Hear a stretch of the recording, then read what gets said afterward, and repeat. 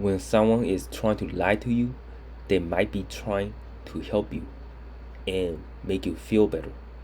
One example is maybe a wife that had a cancer, right? And the wife asked the husband, "Do we have enough money to cover all the medical expense?" And the husband says, "Yes, don't you worry, honey. We got all the money to cover all the expense."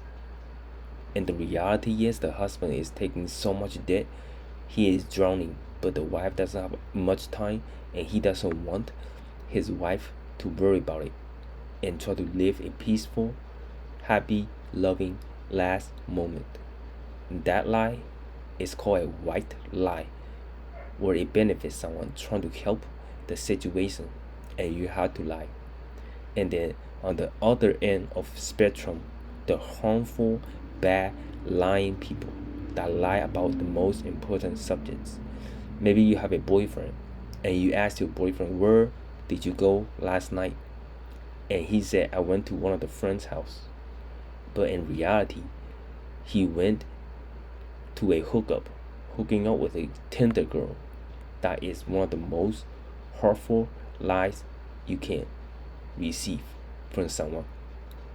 And I feel like it's important to use some of the strategies to identify those liars that might be hurtful to you.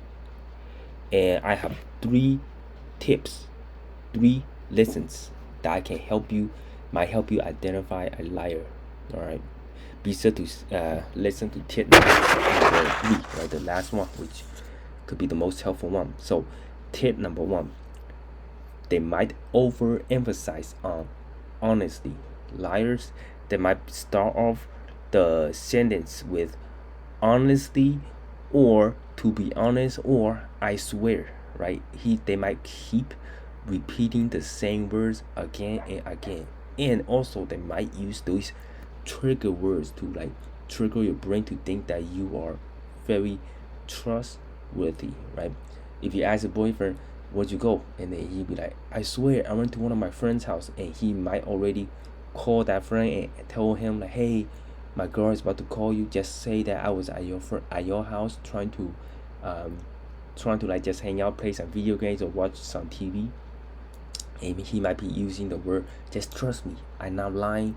I swear I swear to God." These are like words that you gotta be careful, right? And my suggestion is, if you want to confront someone that you think that the person is lying, do your research first, right? Example would be like, ask someone, maybe if you have your 360 live map turn on, right? The Snapchat, they have the live map where you can like watch where the person is going, where they at a specific time, and you know where they at, and search like text histories or search Facebook or search Instagram, like any kind of evidence, right?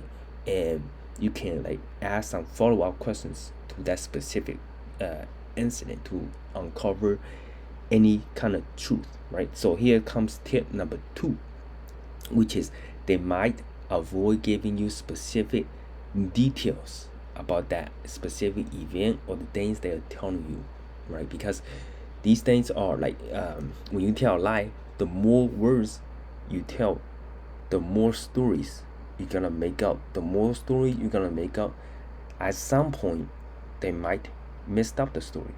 So a suggestion is, do your research. Like I said before, do your research before you confront someone, right? If you can find the some text your friends, make sure that you saw text your friends to verify the information. Looking at Facebook, see if that person posted anything. Like, online is the best way to research information, right? All the, like, right now at this age and this time, we live in a technology driven world. You got your cell phone, Snapchat map, you can see anywhere he go. You got this text messages, keep a record of all the texts that they sent or you sent to someone. And if you have the opportunity, or if you're in a relation, just kind of particularly in a relationship, like if you can get access to the Instagram account, like if there's nothing to hide, you could you still be able to get access to the phones and stuff, and you can get all the information you need.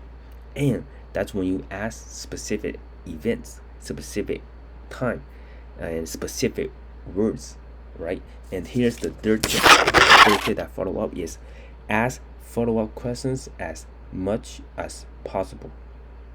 When they give you like maybe, hey, I went there to my friend's house at 6 o'clock, and you call your friend, he told you he left at 6 o'clock, so the information does not add up, and you can pretty much piece the puzzle, right? Because if you don't have enough information to uncover the lie, right, simply by asking the right questions, you can uncover a lot of truth. Because when someone tells you a lie, if that person is not that good at telling lies, he might miss out somewhere. Like maybe he's like nervous, tipping his fingers, or nervous, his heart rate goes up. All you have to do, ask specific questions and ask really good follow-up questions at that specific detail. You can ask like, why did you go to that friend's house, right? When I needed you to come home, right? And then he might give you that, I just want to play some video games and I want to talk about some stuff with my friend. And ask, when did you leave though? Stuff like that. When you ask specific questions and another follow-up question, it might uncover some weak points, and they haven't thought about the lies thoroughly, right? They didn't expect you to ask that many questions, and it get them nervous, right? And that's how you like uncover some lies. So unfortunately, like my uncle's wife, she lie a lot in her life. She will lie about cheating stuff and steal money, right? And I learned it from my uncle that he learns to use these 3 tips that I talk about, which is first, they will always like emphasize on honesty. Like these, when they keep using, I swear to be honest, or I am trustworthy person, like these words, you should be careful, right? And the second, they might avoid giving details. Right? My uncle would ask a lot of specific details to his wife. Where are you?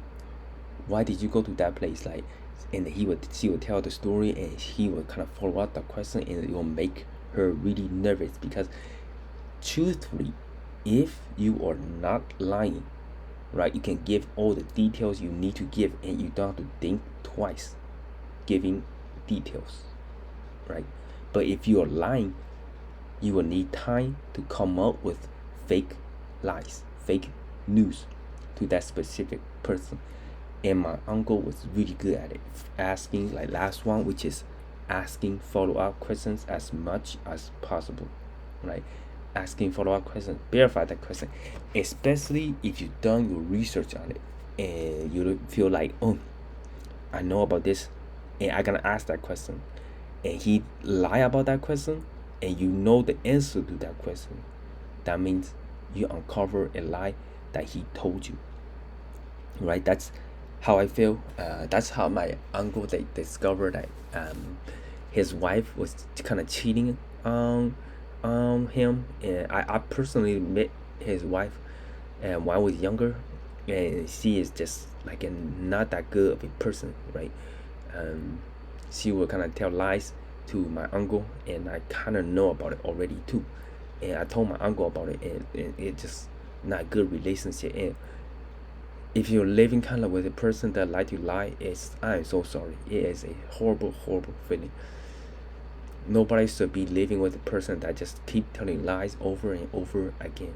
I really hate this kind of person. Like, it's a strong word, but really sorry. That is horrible. Like, I live with a person that lie a lot.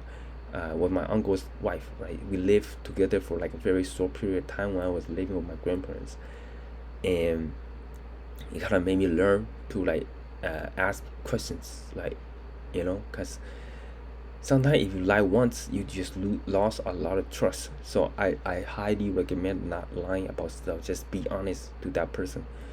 And like I said in the beginning of the video, if you had to lie, and you think that lie won't damage that person, is for the greater good.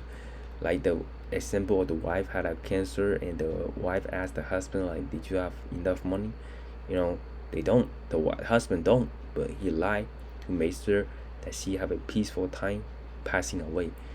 And you know, lies can be good. Sometimes it can be a very rare chance that you'll be good, the greater good for them, or for that person to feel better, or for that person to like be let go easily, right? You know, it a lot of reasons that you can lie and make that feel good, and that is a white lie that do more good than harm, right? And if you feel like the relations, like a lot of people lie on the relationship, and if you feel like your relationship just not going well, end it, right?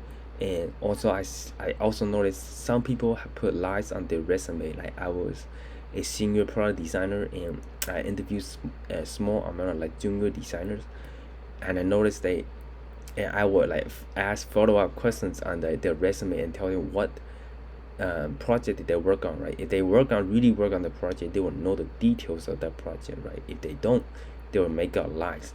And I asked them about that specific project, and that person would just kind of stare at me for like 10 seconds, then expect me to ask like follow-up questions. Like these follow-up questions, if you can ask the right question, is a very, very powerful tool to uncover truth, right?